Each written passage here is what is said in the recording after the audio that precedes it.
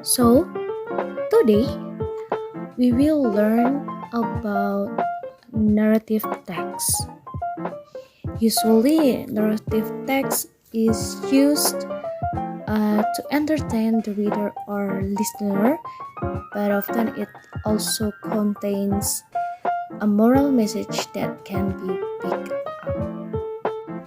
What is narrative text? Ada yang tahu nggak di sini narrative text itu apa? Ya, benar. Narrative text is the type of text that tells a chronological story in the past tense.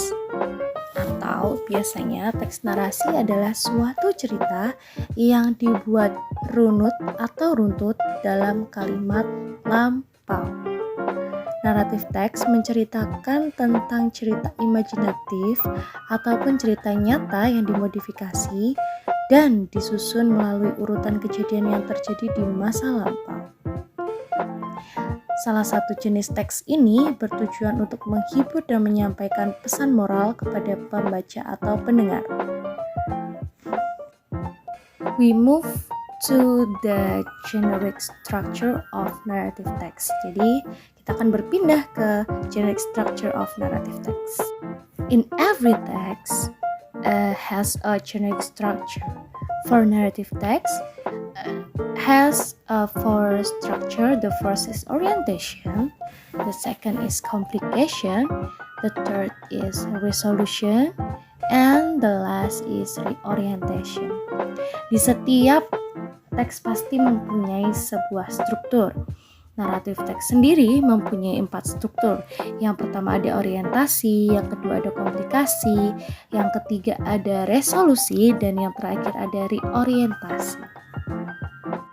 Mari kita bahas satu persatu dari structure of narrative text.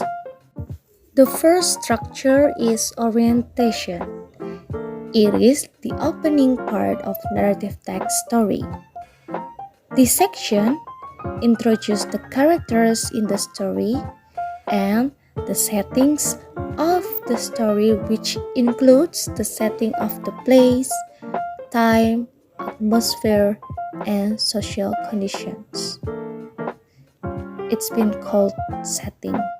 Di bagian struktur orientasi ini biasanya mengenalkan tokoh dalam cerita serta latar terjadinya yang meliputi latar tempat, waktu, suasana, dan keadaan sosial. The second structure is complication. What is complication? This section contains problems that occur in a story. In more detail, complication is further divided into 3 parts, namely, the first is rising action, the second is climax, and the last is falling action.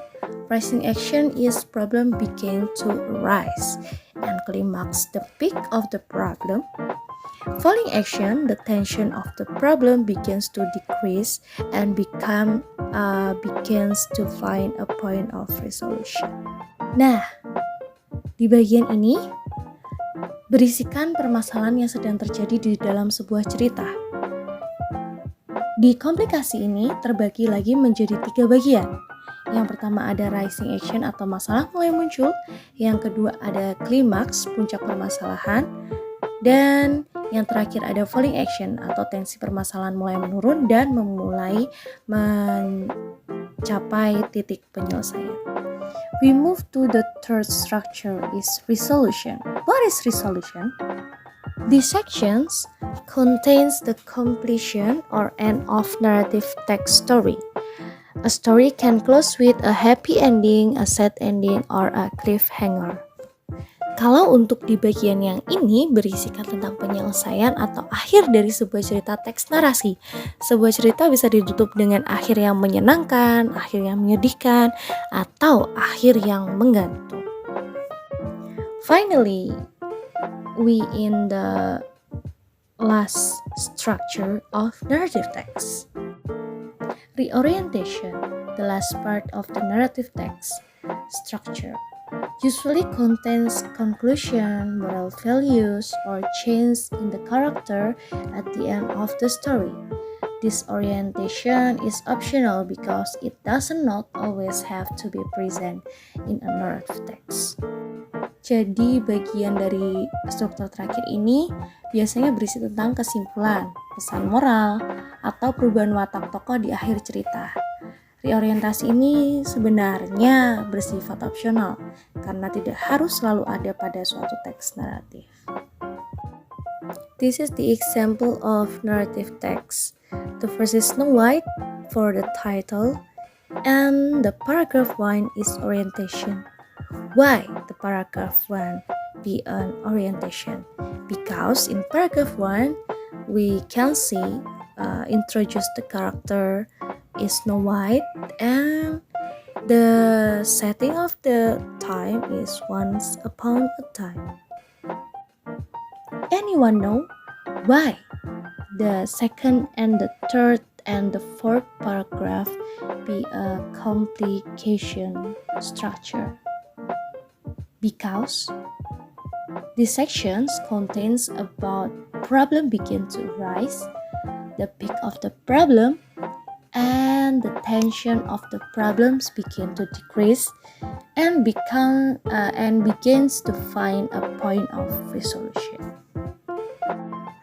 For the fifth paragraph, why this become a resolution structure? Because the sections contains the completion or end of narrative text story.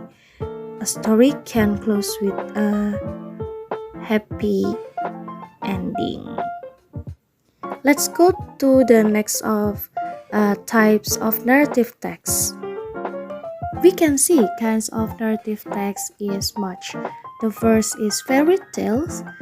This is tell about fairy atau berceritakan tentang dunia perperian. And the second is mystery, cerita tentang pemecahan masalah dari sebuah misteri. Yang ketiga ada science fiction. Apa sih science fiction itu? Cerita yang berkaitan tentang ilmu pengetahuan dan teknologi yang melebihi kenyataannya. Dan yang keempat ada romance. Romance di sini biasanya menceritakan tentang cerita yang romantis antara sepasang insan manusia. Dan yang kelima ada horror stories atau bercerita tentang hantu atau segala hal yang menakutkan. Dan yang keenam ada adventure stories. Apa sih adventure stories itu? Adventure stories is menceritakan tentang sebuah petualangan. Yang ketujuh ada fables. Biasanya cerita fables ini tokoh-tokoh utamanya adalah seekor hewan atau hewan-hewan. Dan yang terakhir ada folklores. What is folklores? Folklores adalah cerita rakyat. Cerita rakyat di sini dibagi menjadi 3. The first is myths or mitos. The second is legend or legenda. Dan yang terakhir ada folktale atau bisa juga disebut sebagai dongeng yang penuh khayalan atau tidak nyata atau fiksi. Example of popular narrative texts are folklore or legend. For example, the story of Roro Jonggrang. Anyone knows about Roro Jonggrang? The story of Roro Jonggrang who came from Central Java. This story tells the story of a beautiful princess named Roro Jonggrang who must marry an evil king. Roro Jonggrang did not want to marry the king because he did not love her. Therefore, Roro Jonggrang put forward a condition that the king must build 1,000 temples overnight. With the help of supernatural beings, Roro Jonggrang managed to make the king fail to meet these requirements. The tenses of the narrative text. Kalimat yang akan kita gunakan di dalam narrative text adalah kalimat lampau. Biasa juga disebut dengan simple past tense. The simple past tense has 3 formula: positive, negative, and interrogative. For positive formula is subject plus verb to plus object. And for negative formula, subject plus did not atau didn't plus verb to plus object.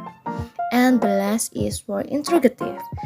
Did plus verb 1 plus object. Don't forget to take the questions mark.